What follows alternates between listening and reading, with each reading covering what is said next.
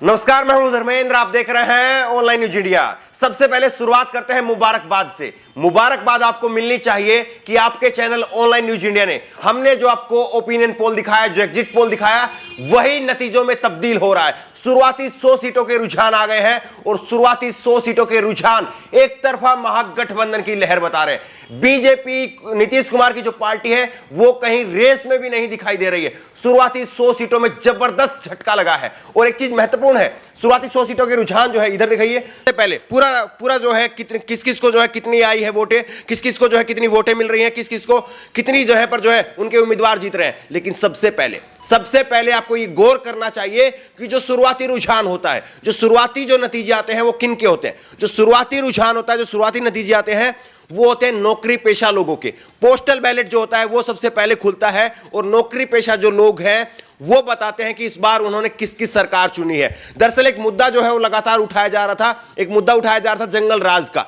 आप ये समझिए कि जो नौकरी पेशा लोग हैं, सबसे ज्यादा अगर वो डरता है जंगल राज से, अपराध से, तो वो डरता है। लेकिन उस वर्ग ने भी, नौकरी पेशा वर्ग ने भी अगर आरजेडी पर यकीन किया है और उसको वोट दिया है, शहरी क्षेत्रों का अगर रुझान जो है वो आरजेडी की तरफ है, तो यकीन मानिए कि फिर ये जो है, जो आंकड़ा है, ये लगातार बढ़ता रहेगा और 1/3 नहीं बल्कि 2/3 बहुमत से महागठबंधन की स्थिति हो गई है। दिलचस्प स्थिति हो गई है कि कांग्रेस और बीजेपी के अंदर लड़ाई है कि दूसरे नंबर पर कौन आएगा। यह बात तो पहले से स्पष्ट थी कि महागठबंधन जो है उसमें आरजेडी सबसे पहले नंबर पर रहेगी और आरजेडी की सबसे ज्यादा सीटें आएंगी सारे दलों में से। लेकिन दूसरे नंबर पर कौन रहेगा, यह सबसे दिलचस्प था। दूसरे नंबर पर आरजेडी के बीच, जेडीयू के बीच में, बीजेपी के बीच में और कांग्रेस के बीच में फाइट थी कि दूसरे नंबर पर कौन आता है। और दूसरे नंबर पर अभी जो है वो बीजेपी है और तीसरे नंबर पर कांग्रेस और चौथे नंबर पर नीतीश कुमार, जो कि 15 साल तक मुख्यमंत्री रहे, वो चौथे नंबर पर चले गए हैं।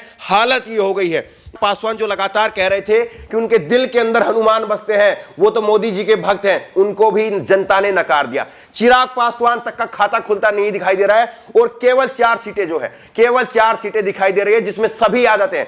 निर्दलीय है, पप्पू यादव की पार्टी, जो भी लोग हैं, सारे के सारे केवल 4 सीटें जो है वो निर्दलीय की तरफ गई है। यानी जनता पूरी तरह से स्पष्ट थी। जनता के मन में जो है कहीं पर कोई शक शंका सवाल नहीं थे कि किसको चुना जाए और किसको नहीं चुना जाए, कोई शंका नहीं थी। सीधे सीधे लड़ाई थी महागठबंधन के बीच में और एनडीए के बीच में। और उसमें भी महागठबंधन में, आरजेडी में जिस तरह से तेजस्वी यादव ने जो रैलियां की, आपको नहीं भूलना चाहिए कि तेजस्वी यादव ने, इकलौते तेजस्वी यादव इस चुनाव में उभर करके नेता, ऐसे नेताओं बनकर के उभरे हैं जिन्होंने 247 सीटों पर जो है 247, माफ कीजिएगा, जिन्होंने 247 रैलियां की है। 243 सीटों पर 247 उन्होंने रैलियां की है। लगभग हर सीट पर जो है वो गए हैं और किन्हीं किन्हीं सीटों पर 2-2 बार भी जो है वो प्रचार हुआ है।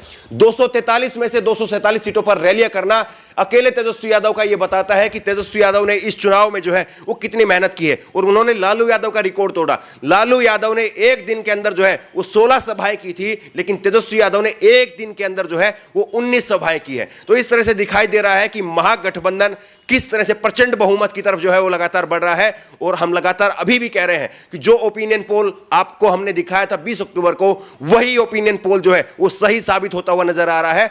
और पूरी तरह से दिख रहा है कि महागठबंधन जो है वो बड़ी बढ़त की तरफ लगातार बढ़ रहा है। 180 सीटों से ज्यादा भी सीटें जो है वो हो सकती है। शुरुआती रुझान स्पष्ट तौर पर बता रहे हैं। आपका अनुमान क्या है कि 180 से ऊपर जाएंगी या 160 तक रुकेंगी? आपका अनुमान क्या है? महागठबंधन को कितनी सीटें मिल रही हैं, एनडीए को कितनी सीटें मिल रही हैं? नीचे कमेंट बॉक्स में अपनी राय जरूर दें।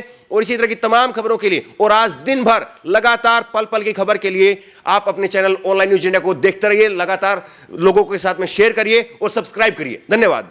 इस खबर को अभी लाइक करें, शेयर करें, अभी चैनल को सब्सक्राइब करें और घंटी जरूर दबाएं।